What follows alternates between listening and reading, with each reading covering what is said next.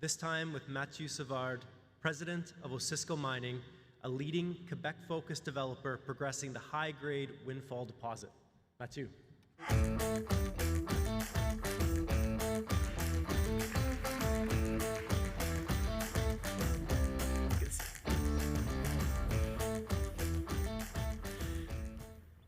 Okay, so I think most of the audience knows about Osisko Mining.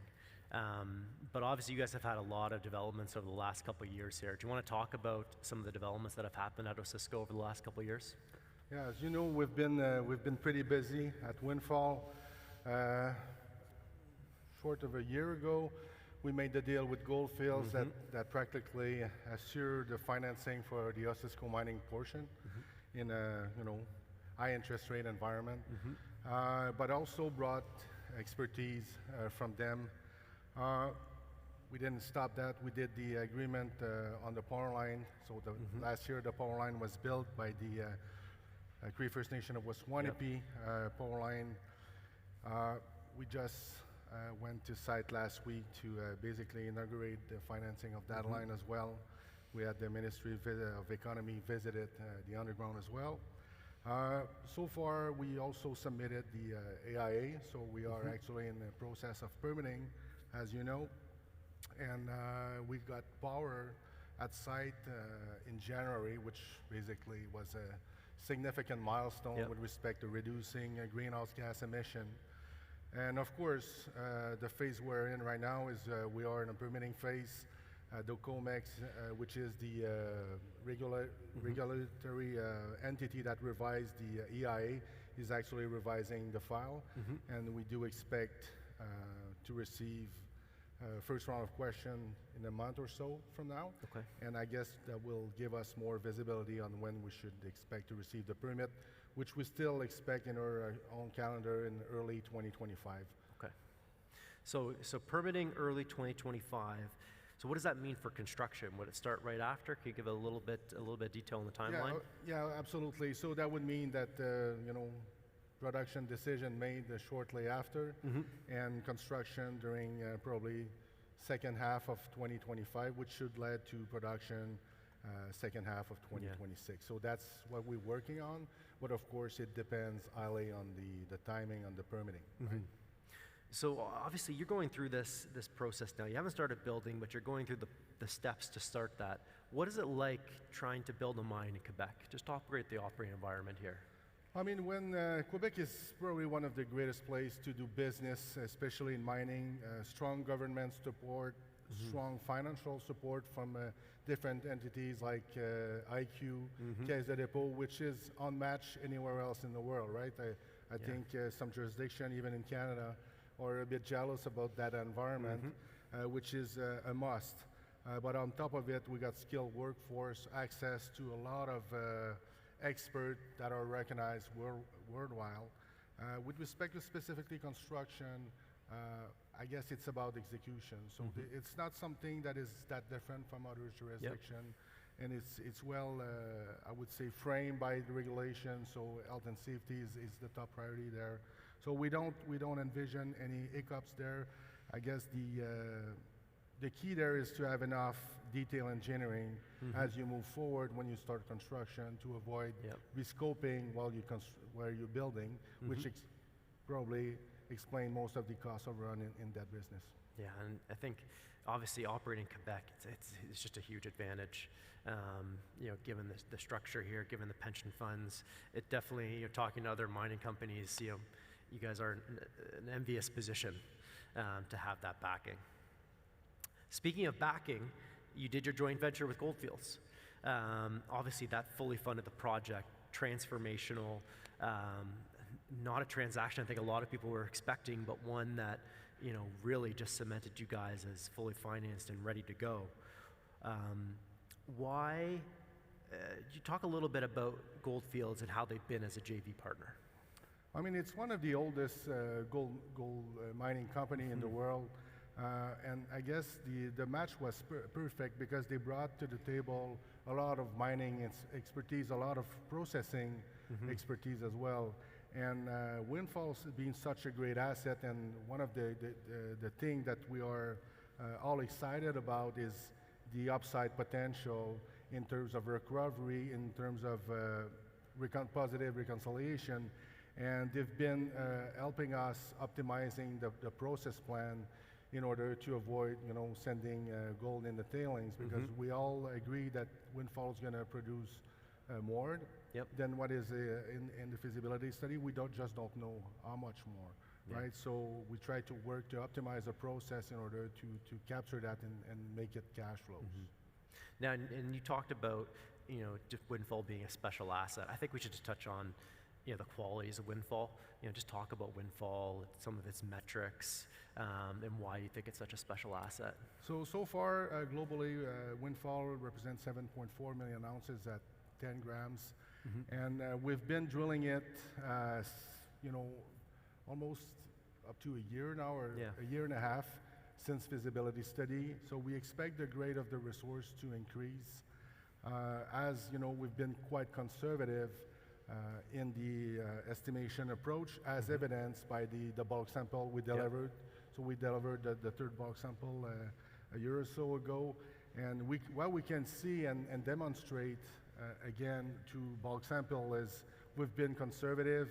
3 bulk sample, positive reconciliation, 126%, I think was 58 and 189.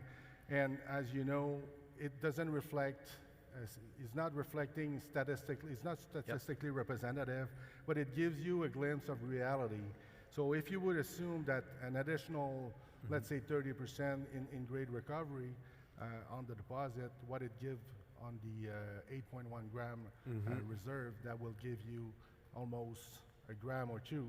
So that would represent between 40 and 80,000 ounces in addition per year.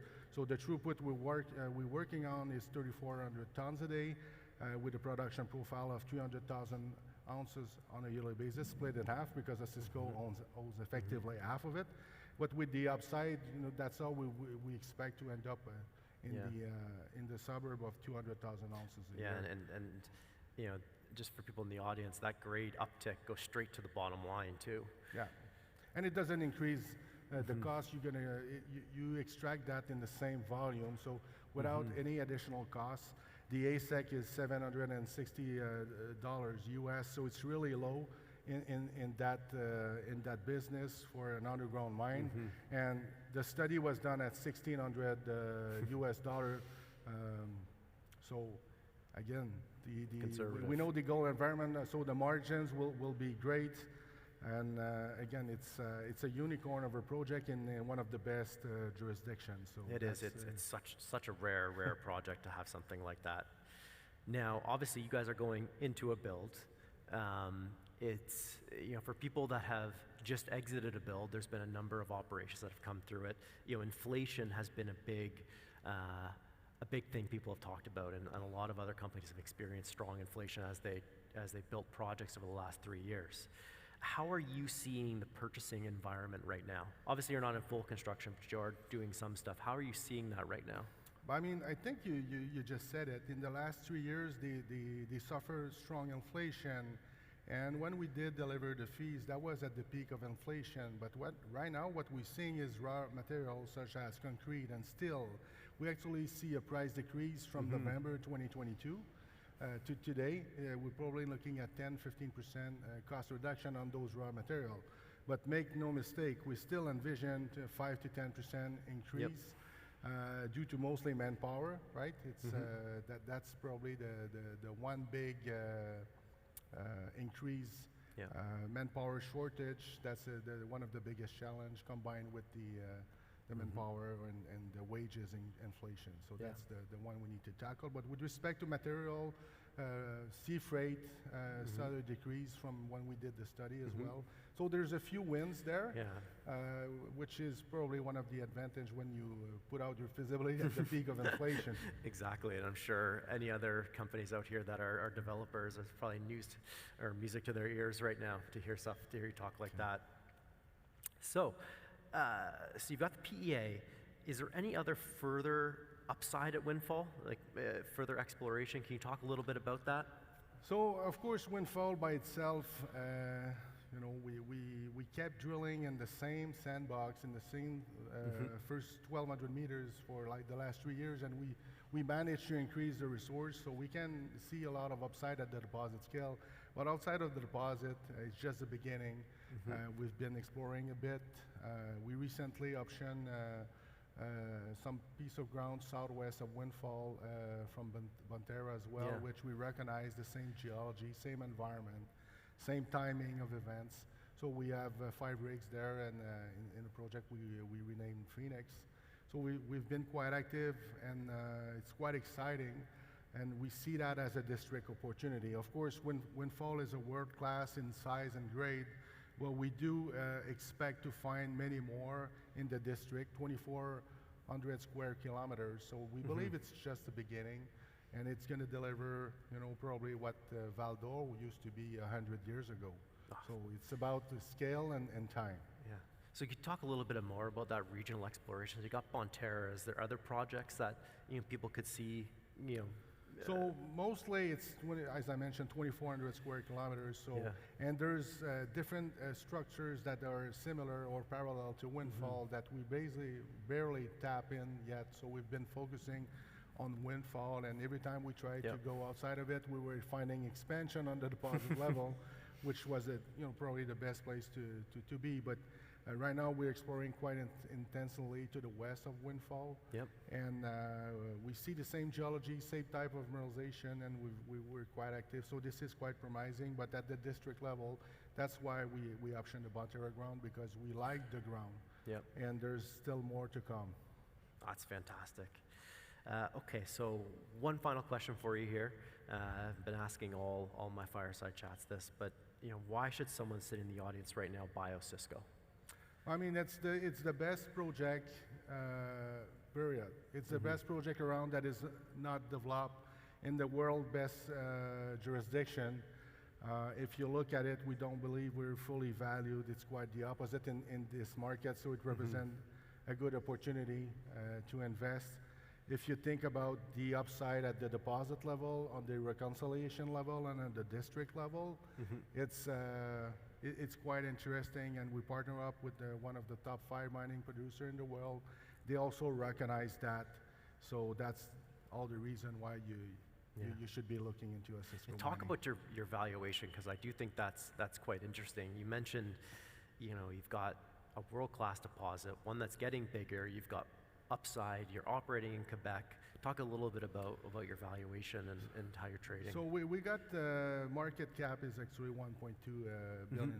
We got 350 million in cash, and if you use, you know, the actual gold price and the NAV, you're above $2 billion for the project, so half of it. So we're not even fully valued. And if you want to compare, you use comparison, what would look like 150 to 200,000 ounces gold producer, how do you value that, and what we value at, so you can, you know, if you can do the math, similar gold producer in Canada is valued to $3 to $4 billion. So that gives you probably the appreciation profile that we could face once in production. Yeah, and it's obviously tremendous upside that you guys could have here, and there's been, you know, a number of companies that have delivered projects and seen substantial re-rate, whether it be G Mining, IAMGOLD, and numerous others. So obviously, it's exciting times for you, Mathieu. It is. It is. I guess it comes with also a lot of responsibility, and because you got that great asset, you want to put it in production and to deliver value for shareholder. So that's what we've been focusing on, and that's what we'll continue to do until we hit the first gold pour. Amazing. Well, Mathieu, thank you very much for your time here. It's great chatting with you, and you have an amazing story. Cheers. My pleasure. Thank you.